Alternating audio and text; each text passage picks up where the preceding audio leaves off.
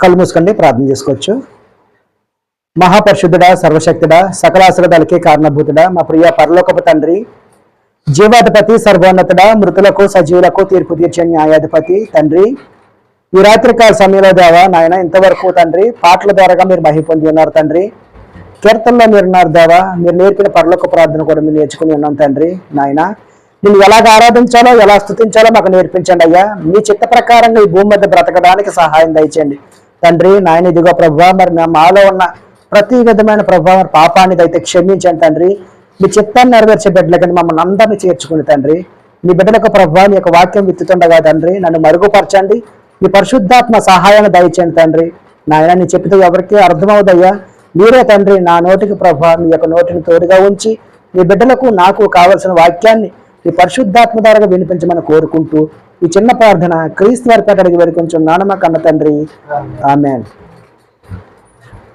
కూడి వచ్చిన దేవుని పిల్లైన వారు, సంఘ బిడ్డలైన వారు అందరూ కూడా నా ప్రభు అయిన యేసుక్రీస్తు నామములో వందనాలు చెల్లించుకుంటున్నానండి.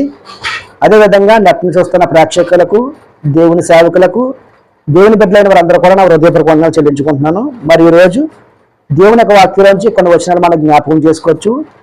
ఎందుకంటే ఈరోజు మనిషి మరి బలాన్ని చూసి గర్వపడుతున్నాడు, ధనాన్ని చూసి గర్వపడుతున్నాడు, అందాన్ని చూసి గర్వపడుతున్నాడు. ఇలా చూసినట్లయితే నా అంత గొప్పవారు ఎవరు లేరని చెప్పేసి అని ఈరోజు ప్రతి మనిషి కూడా ఏం చేస్తాడంటే మరి తనకున్న అధికారాన్ని బట్టి ఏం చేస్తున్నాడు, నా అంత గొప్పవారు లేరని చెప్పేసి అనుకుంటున్నారు. కానీ బైబిల్ ఏం చెప్తుందంటే గర్వపడేవారు ఎప్పుడూ కూడా ఏమవుతారు, అనసపడతారని చెప్పేసి అని బైబిల్ సెలవిస్తుంది. కానీ నేటి సమాజంలో ప్రతి ఒక్కరు కూడా ఏం చేస్తున్నారంటే మరి తనకున్న అధికారాన్ని బట్టి చాలా చిన్న చూపు చూస్తున్నారు. సాటి సహోదరు పట్ల చిన్న చూపు. కాబట్టి ఈ రోజు చూసినట్లయితే మరి ప్రతి ఒక్కరు కూడా తన యొక్క గర్వాన్ని పెట్టి చాలా హందులుగా ఉన్నారంట. గర్వస్తుడు ఏమవుతాడంట, హందుడే అవుతాడు. తన గర్వంలో ఏం మాట్లాడుతున్నాడో తెలియని పరిస్థితులు ఉంటాడనమాట. అలాంటి పరిస్థితుల్లో మరి మన బైబిల్ గ్రంథంలో కూడా కొన్ని వచనాలు మనం చూసినట్లయితే అసలు బైబిల్ ఏం చదివిస్తుంది, మనిషిని ఎలా బ్రతకమంటుంది, గర్వించిన వాళ్ళు ఏమైపోతారని చెప్పేసి అని మరి బైబిల్ మనతో మాట్లాడుతుందన్నమాట. ఎందుకంటే ఈ బైబిల్ దేవుడు రాయించిన మహాజ్ఞాన గ్రంథం. మనిషి ఎలా బ్రతకాలో, ఎలాగ జీవించాలని చెప్పేసి అని మనిషికి తెలియదు. కాబట్టి మనిషిని సృష్టించిన దేవుడే ఈ గ్రంథం ద్వారా రాయించాడు. మనిషి ఎలా ఉండాలంట, మనిషి సాటి మనిషిని ప్రేమించాలి, ఇతర వ్యక్తిని గౌరవించాలి. ఇలాగా బైబిల్ చదివిస్తుంది. కానీ నేటి సమాజంలో మనుషులందరూ కూడా ఏమైపోతున్నారో ఆ యొక్క దేవునికి వాక్యానికి భిన్నంగా మరి ప్రవర్తిస్తున్నారు. కాబట్టి మరి బైబిల్ ఏం చదివిస్తుందో ఒకసారి బైబిల్ గ్రంథంలో మనం చూద్దాం.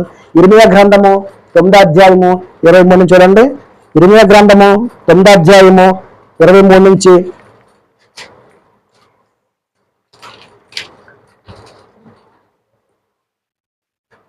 ఇర్మియా గ్రంథము 9వ అధ్యాయము 23. యెహోవా ఇలాగా సెలవిచ్చుచున్నాడు, జ్ఞాని తన జ్ఞానమును బట్టి, సూర్యుడు తన శౌర్యమును బట్టి అతిశయింపకూడదు. చూడండి ఇక్కడ చూసినట్లయితే బైబిల్ గ్రంథం ఏం సెలవిస్తుందంటే యెహోవా ఇలాగ సెలవిచ్చున్నాడు. యెహోవా అంటే ఎవరు? దేవుడు. దేవుడు ఇలా చెప్తున్నాడు, ప్రజలందరూ కూడా చెప్తున్నాడు. ఇదిగో ఏమని చెప్తున్నాడంటే యెహోవా ఇలాగ సెలవిచ్చి ఉన్నాడు, జ్ఞాని తన జ్ఞానమును బట్టి, సూర్యుడు తన శౌర్యమును బట్టి అతిశయించకూడదు. ఇక్కడ చూసినట్లయితే మనకి ఇద్దరిని చూపిస్తున్నారు. దేవుడు ఎవరెవరిని చూపిస్తున్నాడు? జ్ఞాని. జ్ఞాని అంటే ఏంటి? జ్ఞాని అంటే ఎవరు? చాలా తెలివైన వాడు. నా అంత తెలివైన వారు ఎవరు లేరని చెప్పేసి అని కొంతమంది జ్ఞానులు ఏమనుకుంటారో నా అంత గొప్పవారు అని చెప్పేసి అనుకుంటారు. తర్వాత సూర్యుడు అంటే ఎవరు? బలవంతుడు. నేను కత్తి పట్టుకున్నంటే నేను దేనిని సరే జయించగలుగుతాను, నా ముందు ఎవరు కూడా నా నిలవేరని చెప్పేసి అని ఇలా గర్విస్తుంటారన్నమాట. జ్ఞానం ఏమంటారంటే నేను మాట్లాడంటే 100 మంది కూడా నా మాట వినవలసిందే. నేను చెప్పినంటే ఒక్క మాట కూడా తూచి తప్పకుండా నేను అందరు చెప్పిన మాట నేను చెప్పిన మాట వింటానని చెప్పేసి అని జ్ఞాని ఏమవుతాడంటే తన హృదయంలో ఏమంటాడు, అసూయపడతాడు, లేదంటే ఆయన గర్వపడతాడు అన్నమాట. తర్వాత ఐశ్వర్యవంతుడు తన ఐశ్వర్యమును బట్టి అతిశయింపకూడదు. ఇక్కడ ఐశ్వర్యవంతుడు అన్నాడు అంటే ఐశ్వర్యవంతుడు ఎవరు? ధనవంతుడు. తన ధనాన్ని బట్టి గర్వించకూడదంట. ఈ ధనాన్ని అంతా కూడా ఏదో ఒక రోజు ఏం చేస్తాడు, ఈ భూమిని విడిచిపెట్టిపోతాడు.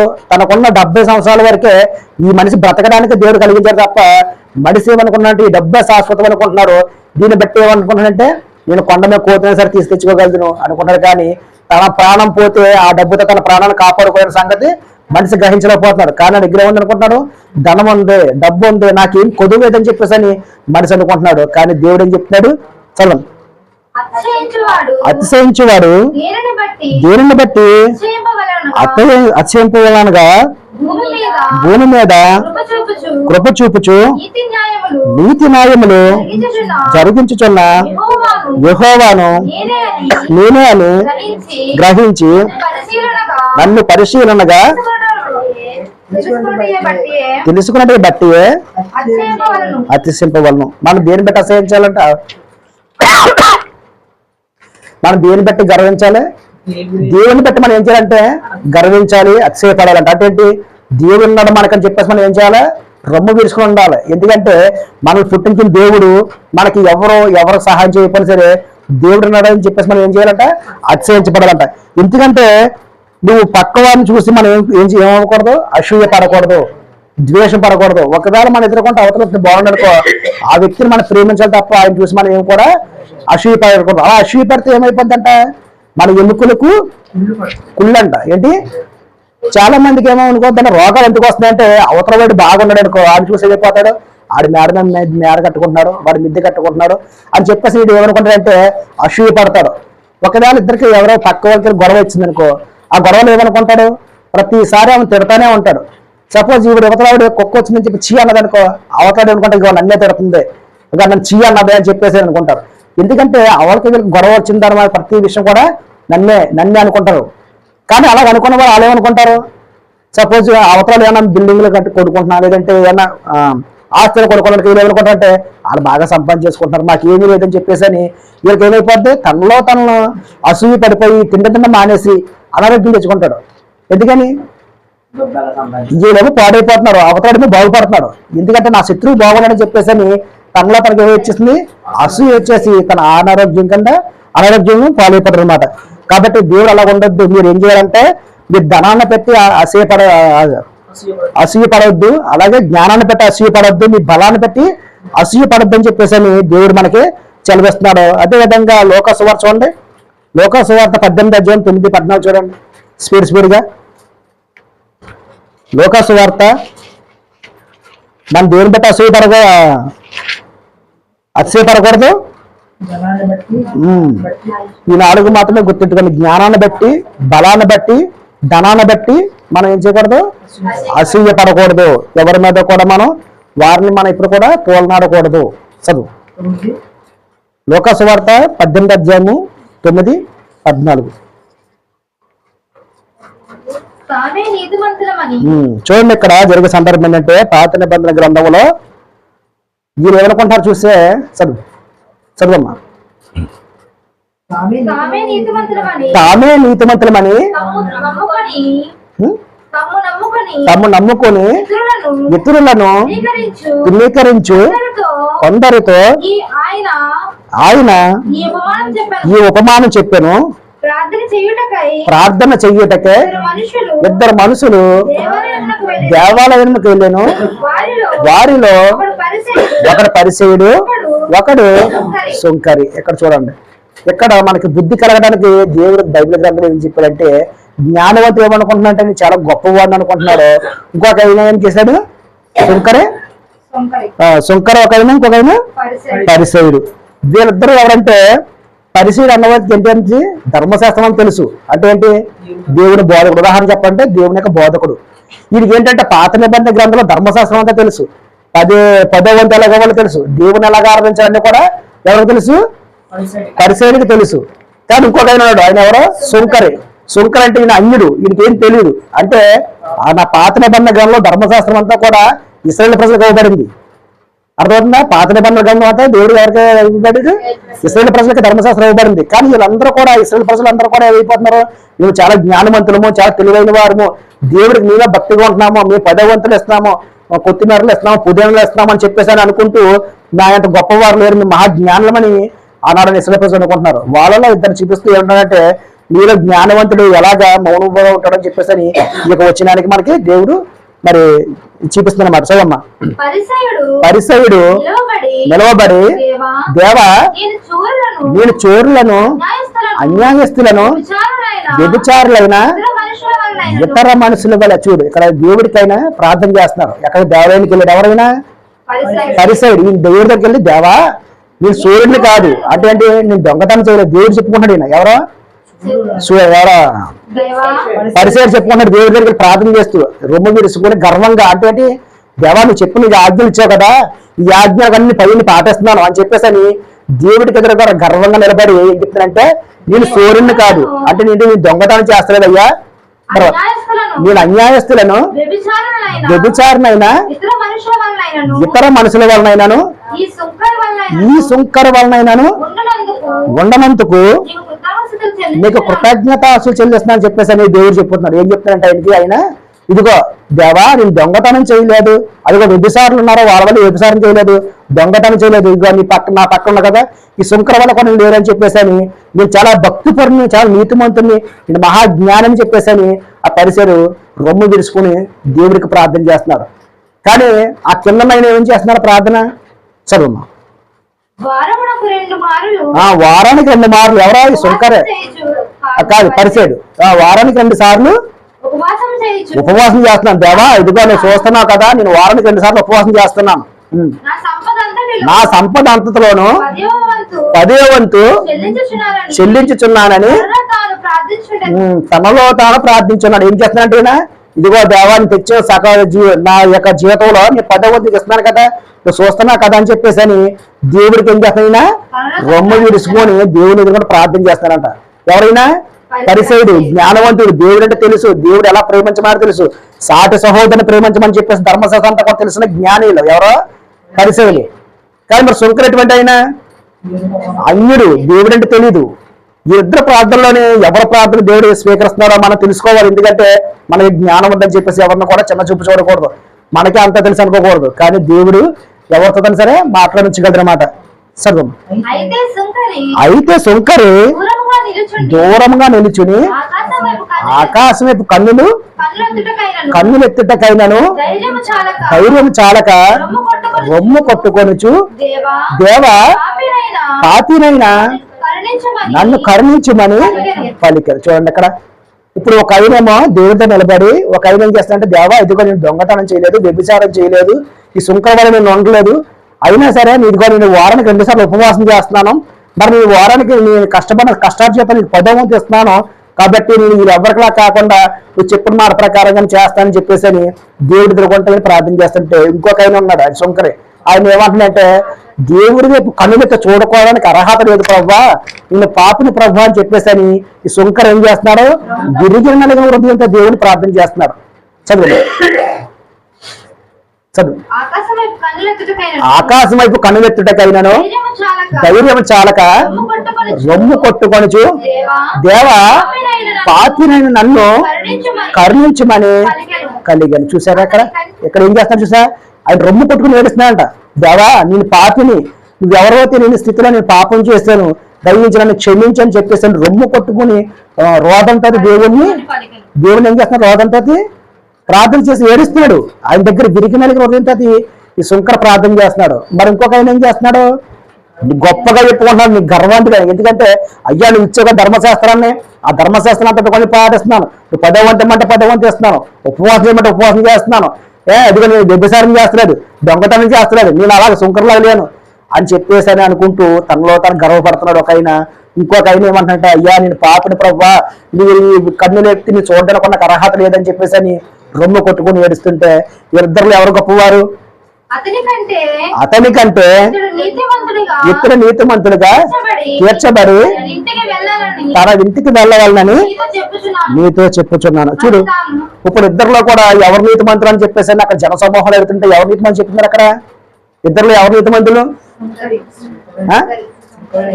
సుంకరే. కానీ మరి ధర్మశాస్త్రం అంతా కూడా ఒక ఆయన బాగా పాటిస్తున్నాడు, దేవుడు చెప్పిన మాట అని కూడా తూచే తప్పకుండా పాటిస్తున్నాడు. ఇంకొక ఆయనకి ఏముంది?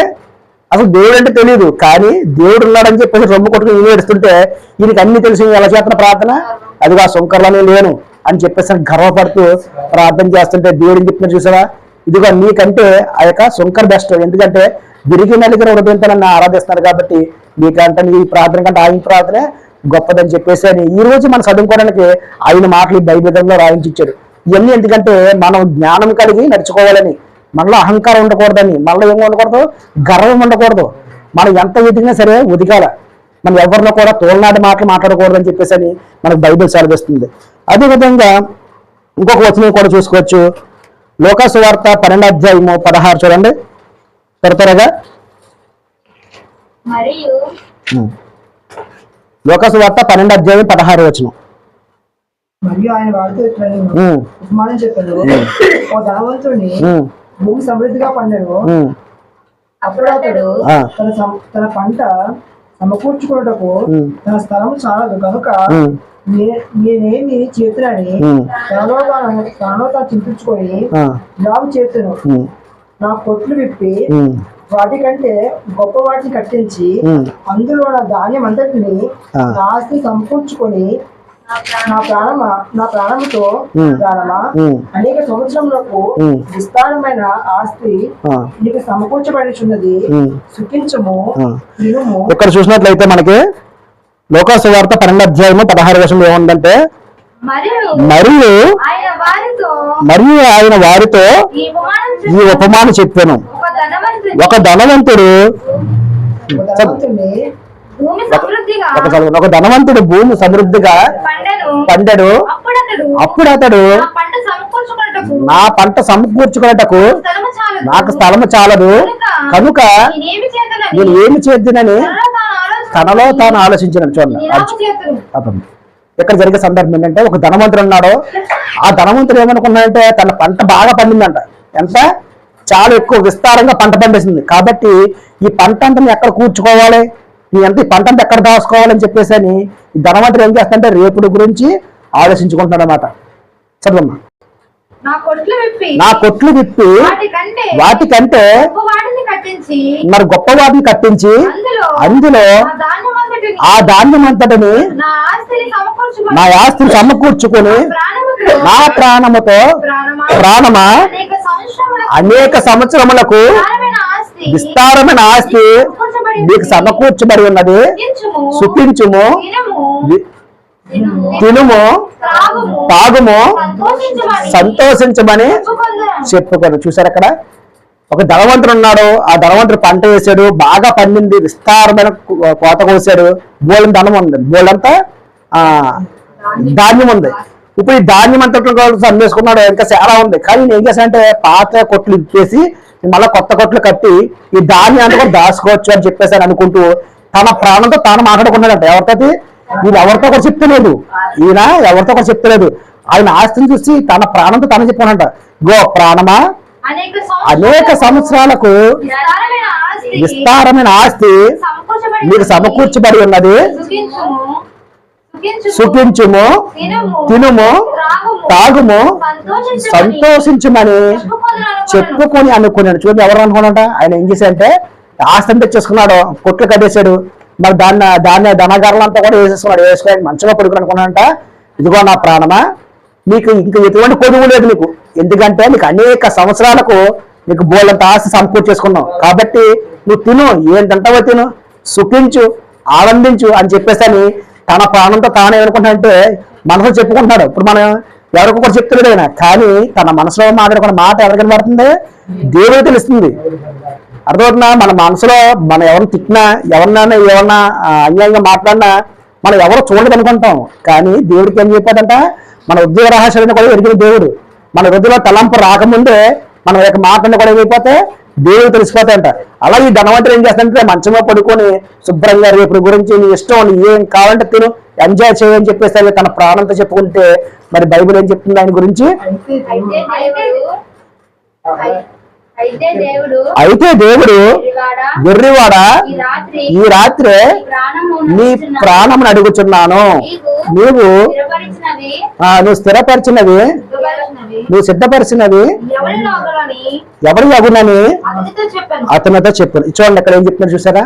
ఇక్కడ దేవుడు అన్నాడు, ఒరే ఎర్రివాడా, ఏంటి నువ్వు ఎంతకాలం ఉందనుకున్నావు ఈ భూమి మీద, నేను సెలవిస్తే ఇప్పుడే నాతో కూడా వచ్చేయాలరా, నువ్వు ఎంతకాలం అని చెప్పేసి నువ్వు ఆస్తి సంపాదించేసుకున్నావు, తిను, తాగు, సంతోషించాలనుకుంటున్నావు, నీ వెర్రివాడిరా నువ్వు.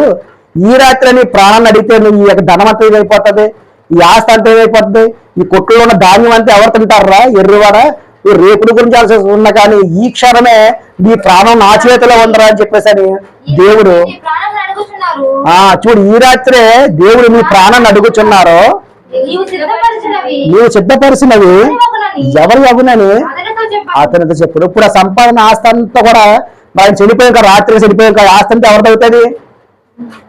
తన పిల్లలది అవుతుంది. కానీ మరి తన కష్టపడిన కష్టం చెప్పి కూడా తన ప్రాణం చెప్పుకున్నాడు. తిను, తాగు, సంతోషించి ఎంజాయ్ చేయి, నీకు అనేక సంవత్సరాలు నీకు బోలంత ఆస్తి సమకూర్చి పెట్టాను కదా, తిని ఎంజాయ్ చేయి అంటే దేవుడు అన్నాడు ఈ రాత్రి నీ ప్రాణం అడిగితే నువ్వేం చేస్తావు?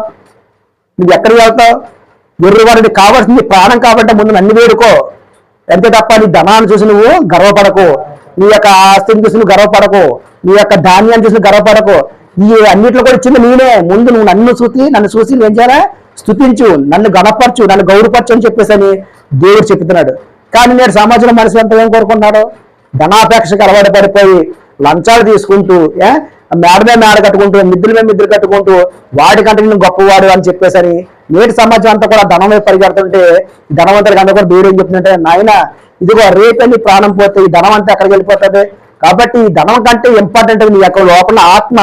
ఆ ఆత్మ గురించి నువ్వు ఏ రోజు సరే కష్టపడ్డావా? ఆ ఆత్మ గురించి ఏ రోజు ఆలోచించమని చెప్పేసి చెడిపోయిన తర్వాత దేవుడు ఆ యొక్క మనిషిని అడిగితే ఆయన ఏం చెప్పగలడు? నీ పిల్లల గురించి, నీ భార్య గురించి, మొత్తం అందరి గురించి కూడా నీ యొక్క జీవితకాలం అంతా కూడా కష్టపడ్డావు, పెంచావు, పోషించావు, ఓకే వాళ్ళంతా కూడా బాగున్నారు. రేపొద్దు నువ్వు చనిపోతున్నావు, నువ్వు దేవుడి గురించి నా గురించి ఏం చేసావు? నీకు 70 సంవత్సరాలు ఇచ్చాను, 60 సంవత్సరాలు ఇచ్చాను, 50 సంవత్సరాలు ఇచ్చాను కదా ఆయుష్ కాలం, ఏ రోజైనా సరే నా గురించి ఎవరితో 2 మాటలు చెప్పావా? దేవుడు నన్ను ఎలాగా పెంచాడు, ఇలా తల్లి గర్భంలో నన్ను ఉమ్మనీటిలో పెంచి మరి ఈ రోజు నన్ను ఇంతవారు చేసేదంటే అది దేవుని కృప అని చెప్పేసి ఏ రోజు సరే దేవుడు కృతజ్ఞత చెప్పేవంటే మరి మనం ఏం చెప్పగలదు?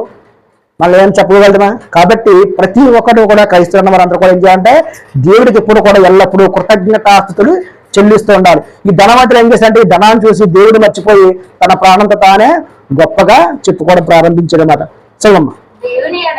దేవుని ఎడల ధనవంతుడు కాక తన కొరకే సమకూర్చుకున్నవాడు అలాగనే ఉండడు. చూసారు కదా ఏం చెప్తున్నాడా? ఇదిగో ఈ బైబిల్లో ధనవంతుడు ఉన్నాడు కదా, తన కోసం ఆలోచించాడు, దేవుడి గురించి ఆలోచించలేదు. దేవుడి గురించి మనం ఎలాగ ఆలోచిస్తాం? మన దేవుడి గురించి ఏం ఆలోచిస్తాం? మన దేవుడికి అని పెట్టుబడి పెడతామా? పెడితే ఏం తింటాడా? దేవుడు అట్టుబడితే తింటాడా? లేదంటే దేవా ఇదిగో నీ పుష్టగుంటా అన్నం ఉందని మూల పెడతాను మొదటి దేవుడు తింటాడా? తిండు. కానీ దేవుడు ఎలా తింటాడు? ఒక సహోదరుడికి నువ్వు సహాయం చేస్తే, ఎవడన్నా ఇబ్బంది ఉండి ఆకలి ఉండి తినడానికి తిండి లేకుండా ఆ రోడ్డు పక్క ఉండి కట్టుకోవడానికి దుప్పట్లు లేకుండా ఒళ్ళంతా గాయాలు పడి ఉండిపోతాడు, ఎవరన్నా అన్నం పెడతాడు చూస్తాను చూసావా? అటువంటి సమయంలో నీ దగ్గర ఉన్న ఒక ముద్ద తీసుకొచ్చి పెట్టాడుకో, ఆ యొక్క వ్యక్తి తిని సంతోషపడితే దేవుడు అంటాడు ఇదిగో నువ్వు ఆ రోజు పలానప్పుడు ఆకలితో అలవరిస్తున్నప్పుడు అన్నం పెట్టావు కాబట్టి నువ్వు నాకు పెట్టినట్టే అని చెప్పేసి దేవుడు అనుకుంటాడు. అలాగని సహోదరుని ఎప్పుడైతే ప్రేమగా పలకరిస్తావో, ఎప్పుడైతే సహోదరుడు ఆకలితో అన్నం పెట్టావో ఆయన ఏమవుతాడు? నీ దేవుడు పెట్టినట్టే. కానీ మన వాళ్ళు ఏమనుకుంటారంటే మరి ఫస్ట్ కోడిగుడ్డు పాస్టర్ గారికి ఇవ్వాలి, అదేవిధంగా మరి మొట్టమొదటి అట్టిగా పాస్టర్ గారికి ఇవ్వాలి, ఈ పాస్టర్ గారికి ఇస్తే దేవుడికి ఎత్తని అనుకుంటారు జనం. ఏంటి పాస్టర్ గారికి ఇస్తే దేవుడికి ఇచ్చినట్టు కాదు. నీ సాటి సహోదరుడు ఇబ్బందులు ఉన్నప్పుడు నువ్వు వారికి ఏం చేయాలి? చేతైన సహాయం చేయి. ఒకవేళ దగ్గర బాగా కలిగి ఉందనుకో, నీకు కొద్దిగా దశం భాగాలు కాకుండా కొద్దిగా అంతకంత సహాయం చేయి. అనారోగ్య స్థితిలో కనుక వెళ్ళి హాస్పిటల్ ఉన్నప్పుడు ఒక పళ్ళ పలహారం పట్టుకెళ్ళి అది దేవుడికి ఇచ్చినట్టు. అంతే తప్ప మరి మనం దేవుని గురించి దేవా ఇదిగా నేను ఇస్తున్నాను, ఇది దశం భాగం ఇస్తున్నాను, అది ఇస్తాను, ఇది ఇస్తానంటే ఒక మనిషి బ్రతకడానికే.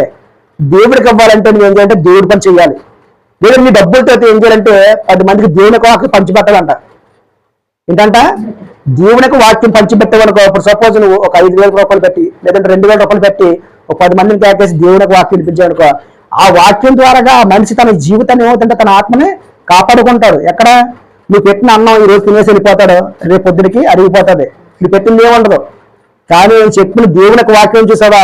ఆయన ఆపద కాలంలో ఉన్నప్పుడు అందరికి మొరపెట్టినప్పుడు ఎవరు సహాయం చేయలేనప్పుడు పలానప్పుడు ఒక ఆయన మాకు దేవుడి గురించి చెప్పారు, ఏసై నమ్ముకోమన్నాడని చెప్పేసి ఆ మాట గుర్తుకొస్తుంది.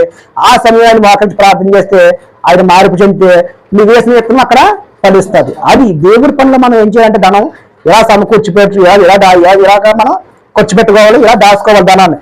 మరి పరలోకం దేవుడు ధనం దాచుకోమంటున్నాడు, భూమి మీద ఏమవుతున్నాడు?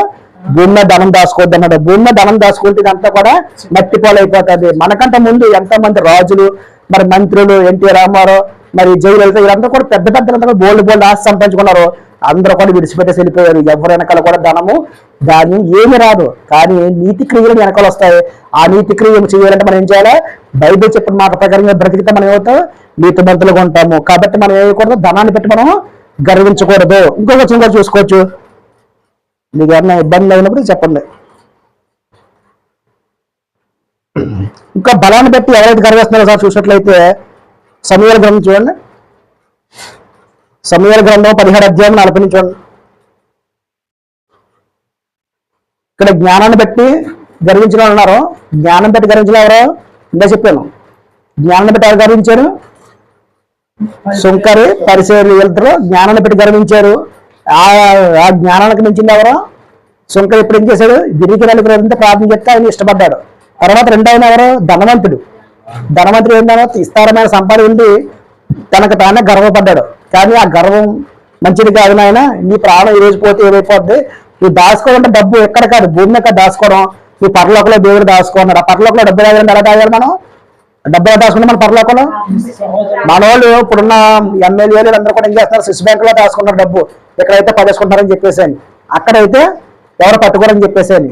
మరి దేవుడు ఏమంటాడని చెప్పినా నీకున్న డబ్బు అంతా కూడా నీ భూమి మీద తెలిసిందే, ఉన్న డబ్బు అంతా కూడా ఏమైపోతుంది? ఇక్కడ మట్టిలో వెళ్ళిపోతుంది కదా. కానీ ధనాన్ని ఎక్కడ దాచుకుంటే పరలోకంలో దాచుకోవాలి. మరి పరలోకంలో ఎలా దాచుకుంటాం మనం? అది మనం ఇక్కడ అన్న బైబిల్ ఏమంటుందంటే ఎవరన్నా సరే దేవుడి పేట ఇంటికి వచ్చి ప్రార్థన చేసినప్పుడు కానీ దేవుడి మాట చెప్పినప్పుడు ఆయనకి గిలగిల్లేడు సన్నీళ్ళు ఇచ్చేవనుకో, ఆ సన్నీళ్ళకి ప్రతిఫలం పొందక మాండని చెప్పేసి దేవుడు చెప్తున్నాడు. మనం దేవుడి స్వార్థ ప్రకటిస్తుంటారా?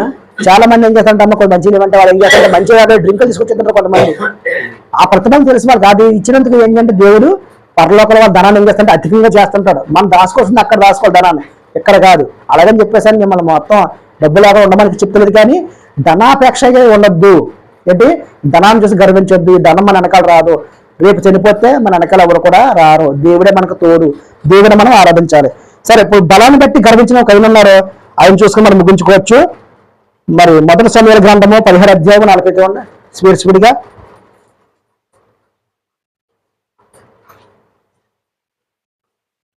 మొదటి సమూయేలు గ్రంథం 17 అధ్యాయము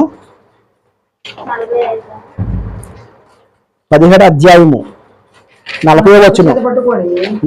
తన కర్ర చేత పట్టుకొని ఏటి లోయలో నుండి 5 నున్నటి రాళ్లను ఏరుకొని తన ఎదురున్న చిక్కములో ఉంచుకొని వడిసల చేత పట్టుకొని ఆ ఫిలిస్తీని చేరువకు పోయాను. దాలు మొయ్యవాడు చదవమ్మా.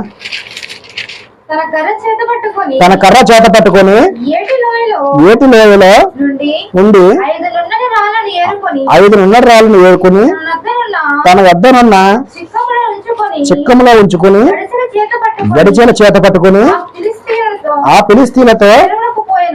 చూడండి, ఇక్కడ జరిగే సందర్భం ఏంటంటే ఇక్కడ ఒక గర్వంతుడు ఉన్నాడు. ఏంటంటే ఎవరైనా పేరు? గొలియాదు. ఎవరో గొలియాదు. ఈయన ఏంటంటే ఒక పక్క ఇశ్రాయేలు ప్రజలు, ఒక పక్క ఫిలిస్తీయులు. ఇద్దరు గొడవ జరిగే సందర్భంలో, యుద్ధం జరిగే సందర్భంలో ఈ గొలియాదు అనే వ్యక్తి ఏం చేస్తాడంటే ఇంచుమించు ఇశ్రాయేలు ప్రజలందరికంటే కూడా బలవంతుడిగా కనపడుతున్నాడు. ఈయన ఎంతంటే 6 మూరల జాన్ ఉన్నాడంట. ఈయన ఎవరో గొలియాదు. ఈయన చూసి ఇశ్రాయేలు ప్రజలందరూ కూడా భయంతో వణుకుండిపోతున్నారు, గజగజలు ఆడిపోతున్నారు.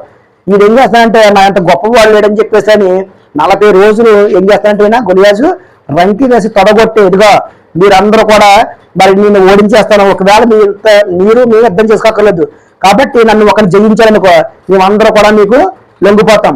ఒకవేళ మీరేమో ఓడిపోతే మీరందరూ కూడా మాకు బానిసలు అవ్వండి చెప్పేసి అని 40 రోజులు ఏకంగా అయినా కొండ మీద ఉండి రంకి వేసి కేకలేస్తుంటే ఇశ్రాయేలు ప్రజలంతా కూడా గజగజ వణుకుపోతుంది ఆయన చూసి.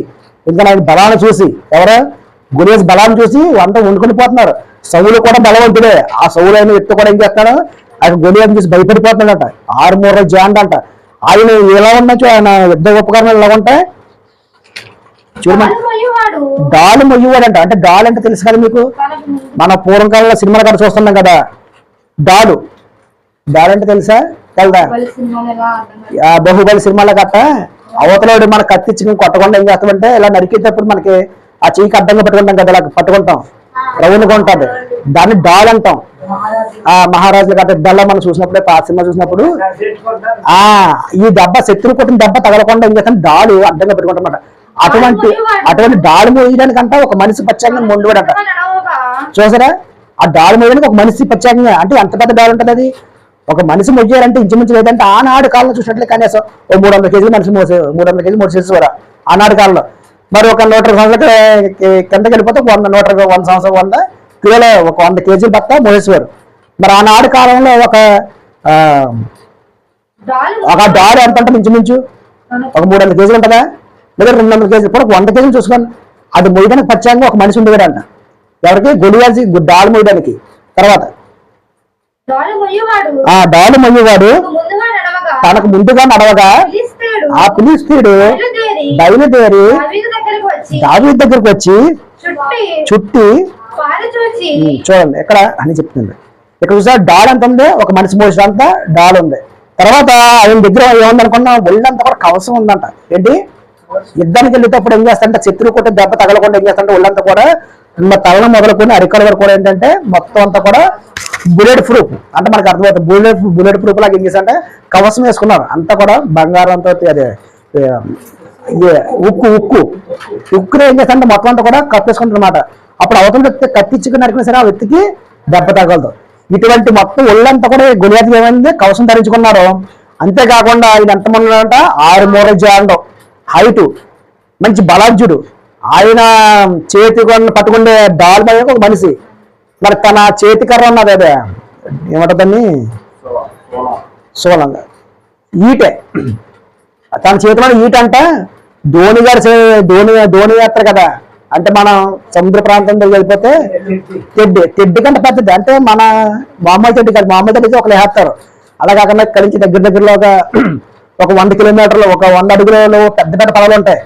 ఆ పడవకి ఏం చేస్తారంటే పెద్ద రాడ్డు పెట్టి దాన్ని ఒక 10 మంది లాగుతుంటారు మాట, దాన్ని పెద్ద తెడ్లు. అటువంటి అంట వాడి యొక్క గొలియాజు యొక్క చేతి కరగ అది బల్లు, అంత పెద్ద బల్లు. అటువంటి వ్యక్తిని మరి ఎవరు గెలగలరు? అటువంటి వ్యక్తి ఆమె గెలగలరా? కాబట్టి ఇశ్రాయేలు ప్రజలంతా కూడా గజగజ వెనుకొని పోతుంటే మరి ముక్కు పచ్చలారని మరి దావీదు వచ్చాడంట. దావీదు వచ్చి ఏంటి ఎవరు ఎలాగా ఆడుతున్నాడు, దేవుడి నామాన్ని ఇంతగా అవమానం చేస్తున్నాడా? ఇశ్రాయేలు ప్రజలందరూ కూడా త్వరగా చెప్తుంటే మరి మీరందరూ ఎవరు వెళ్ళకపోతున్నారంటే వాడు చూసి అందరూ కూడా భయపడిపోతున్నారంట. ఇంతకీ దావీదు ఎందుకు వస్తాడంటే దావీదుకి అన్నలు అక్కడ ఇద్దరు ఉంటారు. ఏంటంటే ఆ తండ్రి ఏం చేస్తాడు, నాయన ఇదిగో మరి అన్నలు అక్కడ ఇద్దరు ఉన్నారు కాబట్టి ఇల్లు వాళ్ళకి జిన్ను గడ్డలు పట్టుకెళ్ళి ఇచ్చేయని చెప్పేసి అని ఇస్తే ఆ చిన్న కుమారుడు ఏం చేస్తాడు, గొర్రెలు కాసుకునే వాళ్ళు ఏం చేస్తారంటే ఆ జిన్ను గడ్డలు తీసుకొచ్చినప్పుడు ఇవాళ యుద్ధం జరగడానికి రెడీగా ఉంటారంటారు. అక్కడ కేకలు వేసుకుంటే ఏంటి యుద్ధం జరుగుతుందంటే ఆడు అంటారు అన్నమాట, ఇదిగో వాడితే ఆడు యుద్ధం చేయలేరు బాబు, ఎందుకంటే 6 మూరలు జనం ఉన్నాడు, ఒకవేళ అది గెలిచేవనుకో మన మా దేవుడికి మనం ఒక డబ్బు చంపేస్తాడని చెప్పేసి అని మొత్తం అంతా కూడా భయపడిపోతున్నారు. అయితే మరి వాడి సంపద ఏంటంటే ఒకవేళ కానీ జయిస్తే ఇశ్రాయేలు ప్రజలు ఎవరు జయించాడనుకో తన కూతురించి పెళ్లి చేస్తాడంట. రాజు ప్రకటించేసాడు ఆల్రెడీ. ఆయన గెలిచినాడికి ఎవరికైనా సరే తన కూతురించి పెళ్లి చేస్తారు, తన రాజ్యం సగ భాగం ఇస్తారు, ఆయన రాజకుమారుడిగా చేసుకుంటారని చెప్పేసి అని చెప్తే ఎవ్వరు వెళ్తలేరు. ఎవరో దావీదు అన్నలు కూడా వెళ్ళకపోతున్నారు. కానీ ఈ దావీదు ఏం చేశాడంటే దేవుడి పేట ఎవరు వీడు అసలు వీడు సున్నితి కూడా లేదు, నా దేవుడి యొక్క నామాన్ని అవమానం చేస్తాడని చెప్పేసి అని వెంటనే ఏం చేశాడు, ఈయన ఇద్దరు దిగుతాడు. ఇద్దరు దిగితే ఈయన ఏమనుకుంటాడు, ఈ గొలియాజు ఎలా ఉన్నాడు, మంచి ఒక పర్వతలా కనబడుతున్నాడు. ఆ దృష్టికి ఎలా ఉంటాడు దావీదు, ముక్కు పచ్చలా అనుకున్నాడంటే అంత దగ్గర 18 సంవత్సరాలు ఉంటాడు. ఆడంతా మహా భయంకరంగా ఉన్నాడు. అటువంటి వ్యక్తి దగ్గరికి వెళ్ళినప్పుడు ఈ విషయం అంతా ఒక రాజు తెలిసిందంట. రాజు తెలిసింది, అయ్యా నేను ఆయన దెబ్బ చంపేస్తానని చెప్పేసి అని ఈ యొక్క చిన్నకురాడు అంటున్నాడు. దావీదు అంటున్నాడు, ఇదేంటి నువ్వు చంపేయడం ఏంటారు బాబు, నేను ఆయన చూసాను భయపడిపోతున్నా, నువ్వు చంపేయడం ఏంటి అని చెప్పేసి అనుకున్నప్పుడు సరే అయితే ఈ విషయం అంతా కూడా రాజు దగ్గరకు వచ్చిన తర్వాత రాజుకి ఆకాశ అడుగుతాడంట, ఏంటమ్మా నువ్వు అంటే, అయ్యా నేను అది అసలు సుంతి లేని కూడా మన యొక్క దేవుడి నామంతో అటు తిడుతున్నాడు ఏంటి, నేను చంపేస్తానంటే వాడు చూసాడో ఎలా ఉన్నంట, ఎంత సరే ఆడు నా దేవుడికి నాకు అప్పగించాడు అని చంపేస్తానని చెప్పేసి అంటాడు. నువ్వు ఎలా చంపగలదు అంటే, నేను గొర్రెలను కాసేటప్పుడు ఎలుగుబంటి వచ్చింది గొర్రెలను పట్టుకెళ్ళిపోదామని, ఆ సమయంలో ఎలుగుబంటిని 2 చేతులు చంపేశాను. అంతేకాకుండా సింహం వచ్చి ఆ గొర్రె పిల్లని నోటితో పట్టుకుని వెళ్ళిపోతుంటే నేను దాని పడి దాని యొక్క దవల్ని పై దవని కింద లాగేసి ఆ గొర్రె పిల్లని రక్షించాను. నాకంత బలం ఉంది, నా దేవుడు నాకు తోడున్నాడు, కాబట్టి ఆటలకంటే ఇది పెద్ద గొప్పవాడు కాదు, ఈయన చంపేస్తానని చెప్పేసి అని దావీదు దేవుడి తరఫున నిలబడి ఆయన గొలియాతుకి ఏం చెప్పాడు, బుద్ధి చెప్పి అహంకారం అని ఏం చేసింటే ఒక దెబ్బకు చంపాడు. మనం బైబిల్లో చూస్తుంటాం. గొలియాతు మహా భయంకరమైన బలవంతుడే, కానీ ఆడు గర్వవాన్ని అణిసివేసింది. దేవుడు దావీదుని నిలబెట్టుకున్నాడు. దావీదు బలవంతుడు కాదు, కానీ దేవుడు అంటే విధేయత కలిగి ఉన్నాడు కాబట్టి మరి దావీదు ఏం చేశాడు, గొలియాతును చంపేస్తాడు. సరే మా వచనం, చుట్టూ పారచూసి దావీదుని కనుగొని అతడు బాలుడై ఎర్రటివాడు. ఎలాంటివాడు అంటేనా దావీదు ఎలా ఉన్నాడు, బాలుడు అంట. బాలుడు అంటే అంత ఎప్పుడు చెప్తాం మనం, బాలుడు అని ఎప్పుడు అంటాం, పెళ్ళి అవ్వకముందు అంతా కూడా కింద అంతా కూడా బాలుడే. 21 సంవత్సరం దాటి మీద పెళ్లి చేస్తాడు కాబట్టి 20-24 పెళ్లి చేస్తాం కాబట్టి పెద్దలుగా వస్తారు. బాలుడు అని బతికి 20 నుంచి కింద అంతా కూడా బాలుడే. 18, 16, 14 ఇవన్నీ కూడా బాలుడు లెక్క వస్తారు. తర్వాత ఎర్రటివాడును, ఎర్రటివాడు చాలా అందగాడు అంట, రూపశీలి అంట, చాలా అందగాడు ఉండి చూచి అతను తృణీకరించను. ఫిలిష్తీయుడు కర్ర తీసుకొని నీవు నా మీదకి వచ్చుచున్నావే, నీవేను కుక్కనా అని దావీదుతో చెప్పి తన దేవతల పేరట దావీదును శపించాడు. చూసారు ఇక్కడ ఏమన్నారా, వీడు ఏం చేస్తున్నాడు, యుద్ధానికి వెళ్ళడానికి ఏం తీసుకెళ్తున్నాడు ఆయన, దావీదు ఏం తీసుకెళ్తున్నాడు, కర్ర తీసుకుని వెళ్తున్నాడు. కర్రను రాళ్ళు తీసుకెళ్తున్నాడు. ఆడ ఎలాగున్నాడు, ఆడ మహాబలజ్జుడు, 6 అడుగులున్నర ఉన్నాడు, 6 మూరలున్నర ఉన్నాడు. ఆడు ఒళ్ళంత కవసం, కత్తేసుకుంటున్నా సరే తెగడు. అటువంటి ఓడికి ఈయన ఎలాగెళ్తున్నాడు, చిన్న కర్ర పట్టుకుని 5 గురకాలు పెట్టుకుని వెళ్తున్నాడు అంట. వెళ్తుంటే 5 ఏమనుకుంటున్నాడు, ఆ గొలియాసు ఏమనుకున్నాడు, ఒరే నేను కుక్కర్ అనుకున్నాడంటరా, చీయని కర్ర కొట్టుకున్నాడు అని చెప్పేసి నేను అయ్యి అనుకుంటున్నాడు.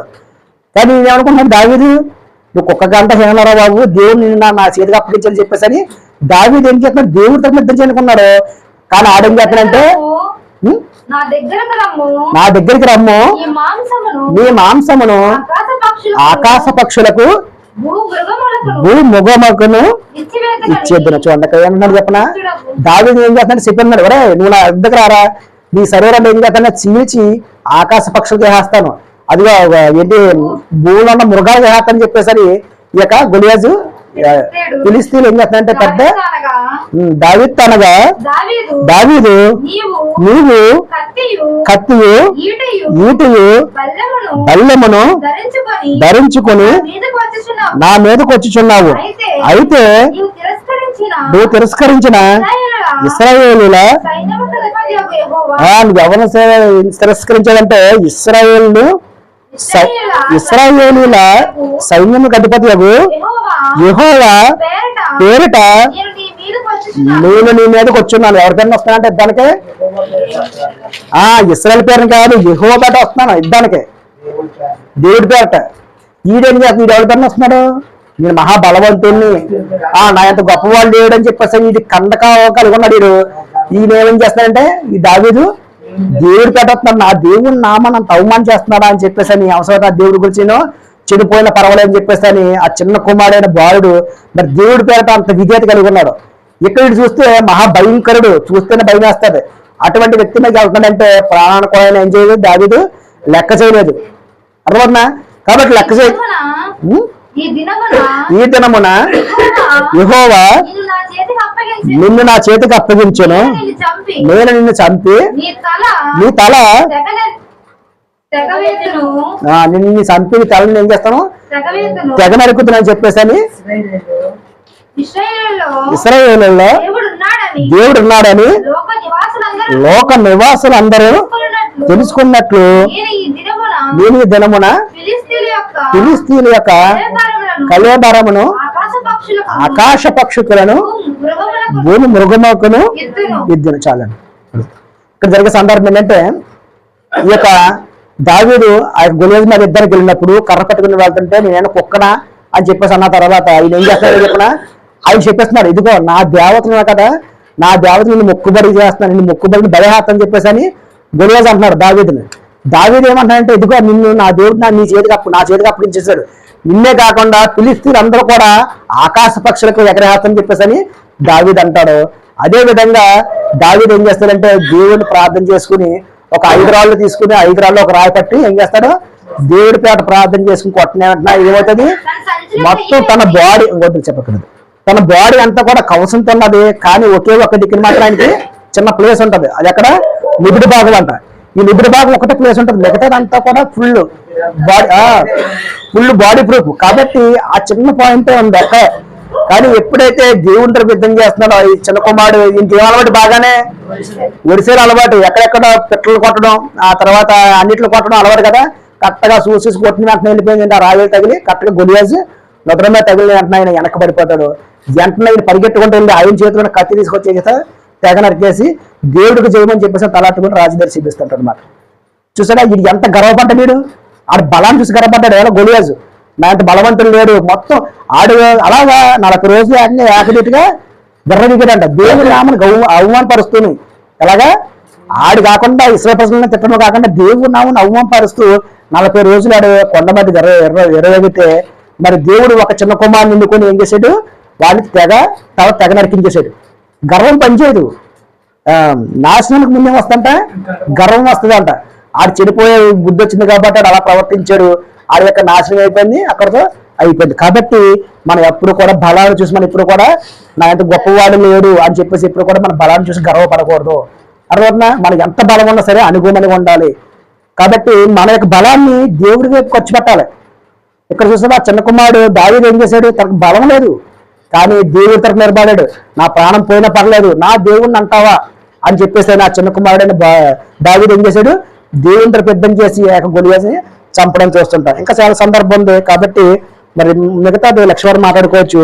మరి ఇంతవరకు మీకు అర్థమైందని అనుకుంటున్నాను. ఎందుకంటే మరి జ్ఞానవంతం చెప్పేసి అని ఎవరు దిగారు, ఫస్ట్ కొంత జ్ఞానవంతం అని చెప్పేసి అని శాస్త్రులు పరిశీలన గురించి దేవుడు చెప్పాడు మనకి. ఇదిగో నాయన నీకు ఎంత జ్ఞానం ఉన్నా సరే నీలో మరి ప్రేమతత్వం లేకపోతే నీ జ్ఞానం వ్యర్థం, నీ సాటి సహోదరుని ప్రేమించకపోతే నీ జ్ఞానం వ్యర్థం అని చెప్పేసి అని బైబిల్ సెలవిస్తుంది. అదేవిధంగా ధనవంతుని జీవితం ఏం చేస్తుందంటే శౌర్యం బట్టి, శౌర్యం అంటే బలాన్ని బట్టి మనకి ఎవరు చూపిస్తున్నారు, ఇక్కడ గొలియాతని చూపిస్తున్నాడు. నీ బలం చూసి గర్వపడక నాయన, ఇదిగోండి నీ బలం కూడా ఏదో ఒక రోజున క్షీణించిపోద్దని చెప్పేసి అని మనకి గొలియాతు ద్వారా బుద్ధి చెప్పుతున్నాడు. తర్వాత ధనం గురించి ఏంటి, ధనం చూసి ఏం చేస్తున్నాడు, ఒక ధనవంతుడు ఏం చేశాడు, విస్తారమైన పంట పండింది. ఆ విస్తారమైన పంట అంతా కూడా ఏం చేశాడంటే కొట్టుల్లో పెట్టుకున్నాడు, తిను తాగు సంతోషించి. అంటే ఈ రాత్రి నీ ప్రాణం పెడితే నీ ధనం ఏమైపోదని చెప్పి దేవుడు అడుగుతున్నాడు. కాబట్టి వీటిని చూసి మనం గర్వపడకూడదు, హెచ్చించకూడదు. మనం ఎవరు చూసి గర్వపడాలంట, ఇర్మియా గ్రంథం, సారీ అదే మత్తయి సువార్త, ఇర్మియా గ్రంథం 9:24 చూడండి. అది చూసి మనం ముగించుకోవచ్చు. ఇర్మియా గ్రంథం 9:24 ఇందా సార్ ఉందే.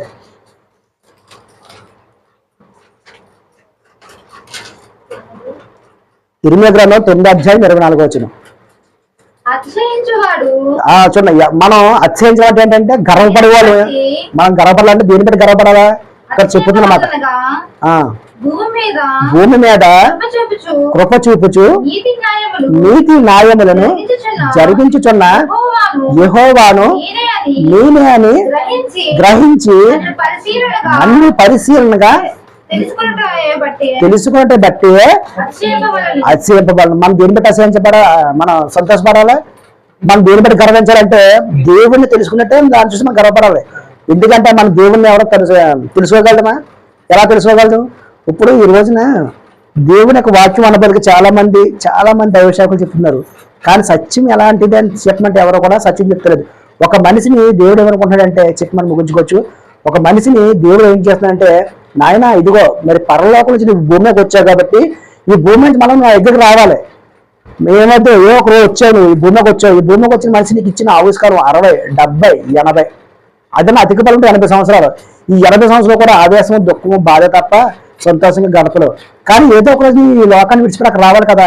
నువ్వు అక్కడ రావాలంటే నువ్వు ఎలా ఎదుగుతున్నావు, నన్ను ఏ విధంగా ఎదుగుతున్నావు, ఆయన ఏ విధంగా ఎదుగుతున్నావు?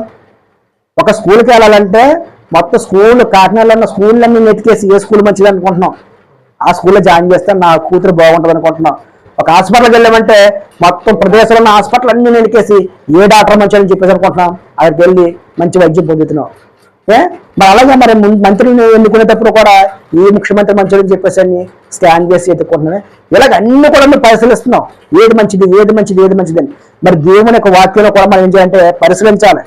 ఏది వాక్యం నిజమైన దైవ వాక్యము, ఎవరు మనం మబ్బు పెడుతున్నారో, ఎవరిని మనం నిత్యజీవాలు తీసుకెళ్తారని చెప్పేసి అని వాక్యాన్ని మనం ఏం చేయాలంటే పరిశీలించి తెలుసుకోవాలంట.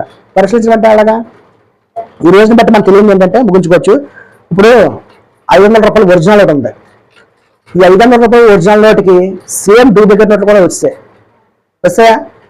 ఇప్పుడు ప్రపంచం అంతా కూడా డూప్లికేట్ కూడా కలిసిపోయింది, ఒరిజినల్ కలిసిపోయింది.